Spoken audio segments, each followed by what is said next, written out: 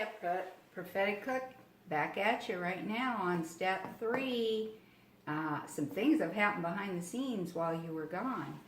We're going to start right now with our puff pastry.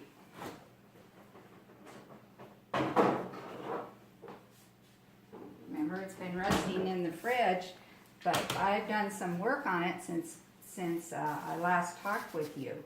And I've done what's called turning.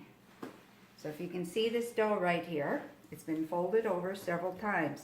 Now I need to turn one more time. You have to turn it 4 times. And this called turning is because you fold it over and then you roll it back out and back into a rectangle.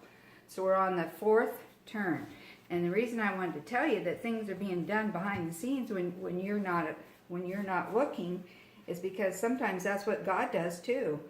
When we're asleep, He might change some things. He might answer a prayer when you're asleep and you didn't even see it coming.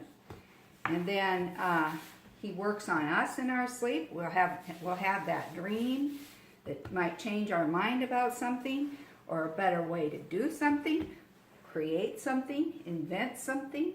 There's all kinds of ways that God can talk to us and change us. Okay, we're going to take this puff pastry, and I'm going to take my rolling pin here and dust some flour on it, and start rolling it out this way. You always start with the seam with this flap facing the left. And then you roll it out.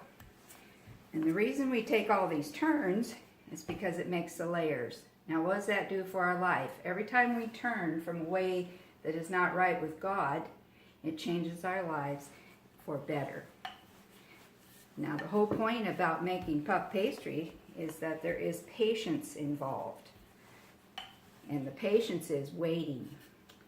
How many of us have had to wait on a prayer? If we can wait, it'll bring forth a perfect work. You don't start out perfect, you got to wait for it to be perfect.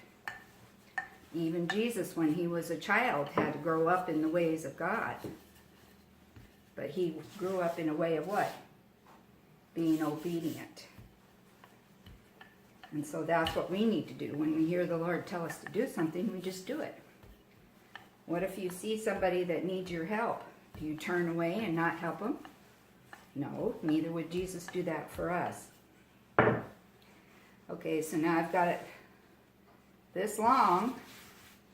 In the bakery where I worked at, sometimes when we did these things, they'd be 6 foot long, and then we cut them into manageable squares. And I would have a butcher block table that I worked on, that I would do 6 feet of cinnamon rolls at one time. So you continue to roll it out till you've got that rectangle again. When we put those layers of butter between the dough, it's what raises, it makes it rise because of the steam in it, remember?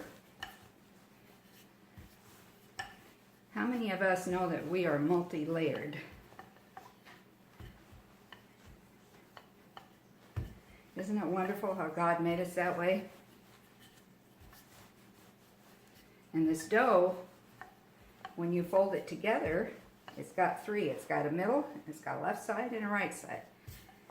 How many things come in 3s? We have a spirit, soul, and body. There's Father, Son, and Holy Spirit.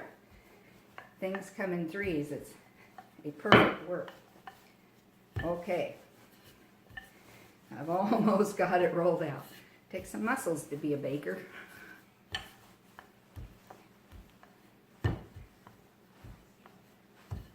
Now remember I said I doubled the recipe because I want to save part of this puff pastry for another project that I'm going to do, which would be a savory one.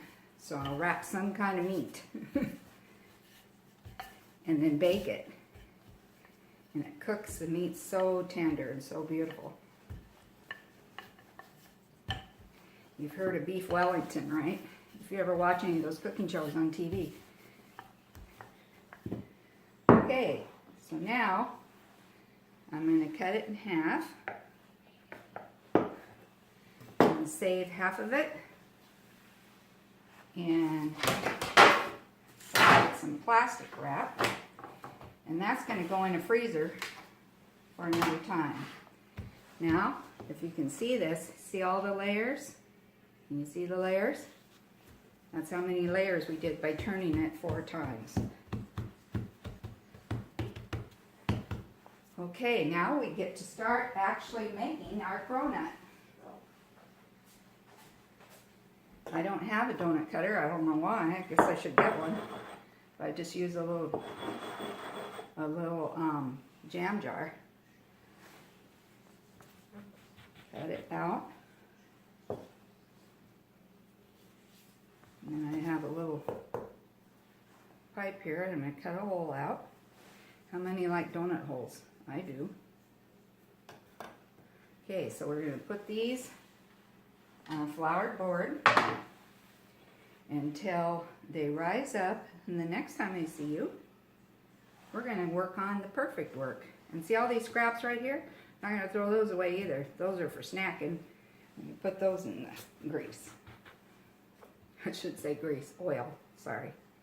I'm from the old generation. Okay, so the next time I see you, we're going to work on something else. You just never know what's going to be happening when you're not watching.